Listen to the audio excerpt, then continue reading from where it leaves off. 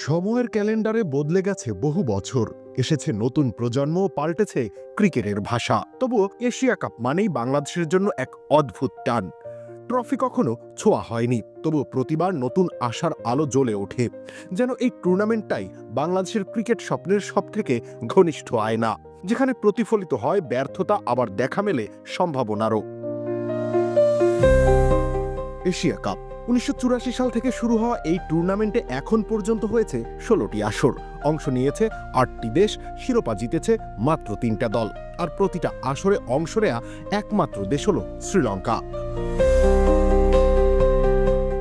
বাংলাদেশ খেলেছে 15টি আসরে, ভারত পাকিস্তানের সমান, কিন্তু শিরোপার স্বাদ এখনো অধরাই। 3বার উঠেছে ফাইনালে, প্রতিবারই শেষ মুহূর্তে, হতাশা ছাড়া আর কিছুই জোটেনি।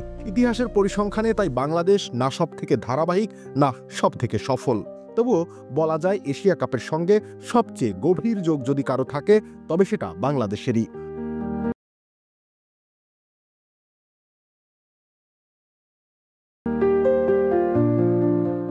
শুরুটা 1986 সালে এশিয়া কাপের দ্বিতীয় আসরে প্রথমবারের মতো মাঠে নামে বাংলাদেশ। আসরটা হয়েছিল শ্রীলঙ্কায়, মাত্র 3টা দল নিয়ে। ভারত তখন অংশ নেয়নি। গাজী আশরাফ হোসেন লিপুর নেতৃত্বে পাকিস্তানের বিপক্ষে প্রথম ম্যাচ খেলেছিল বাংলাদেশ। পরাজিত হয়েছিল 7 উইকেটে। একই ব্যবধানে হেরেছিল লঙ্কানদের কাছেও।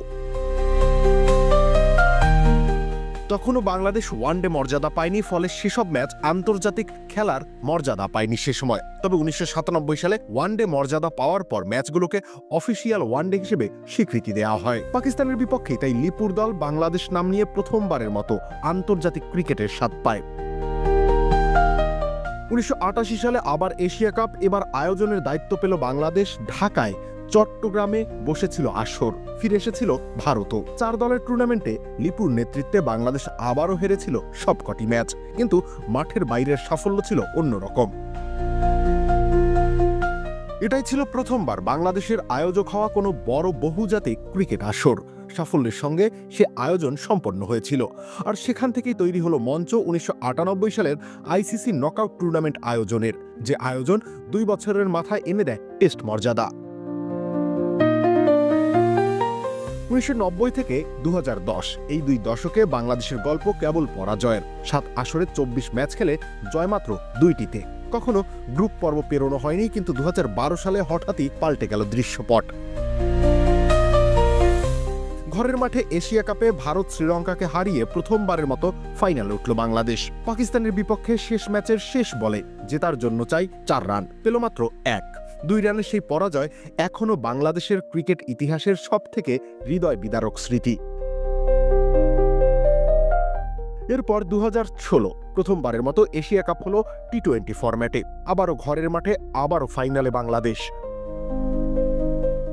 কিন্তু এবার হারলো ভারতের কাছে। 2018 সালে সংযুক্ত আরব আমিরাতে ফাইনালে ওঠার কৃতিত্ব দেখালো বাংলাদেশ, কিন্তু আবারও ভারতই ভাঙল স্বপ্ন। 2014 থেকে 2018 এই সময়টাকে বাংলাদেশ কার্যত এশিয়ার দ্বিতীয় সেরা দলই ছিল। 3বার এশিয়া কাপের রানার আপ, এটাই আজও বাংলাদেশের বড় কোনো টুর্নামেন্টে সেরা সাফল্য।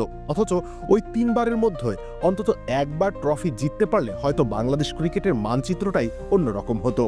যদিও সাম্প্রতিক গল্পটা ব্যর্থতা দিয়ে ঠাসা। 2022 গ্রুপ পর্ব থেকেই বিদায়, 2023 সুপার 4 পর্যন্ত গিয়েও আর এগোনো হয়নি।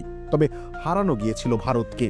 এবার এশিয়া কাপ ফিরছে সংযুক্ত আরব আমিরাতে। ফরম্যাট টি-20, গ্রুপ পর্বে বাংলাদেশের প্রতিপক্ষ গ্রুপে শ্রীলঙ্কা, আফগানিস্তান ও হংকং। এখান থেকে মাত্র 2টি দল যাবে সুপার 4-এ।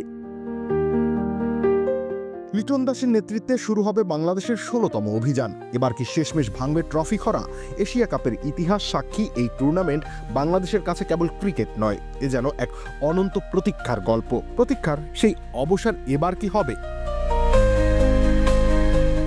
রুবেল ইসলাম রনি, খেলা 71।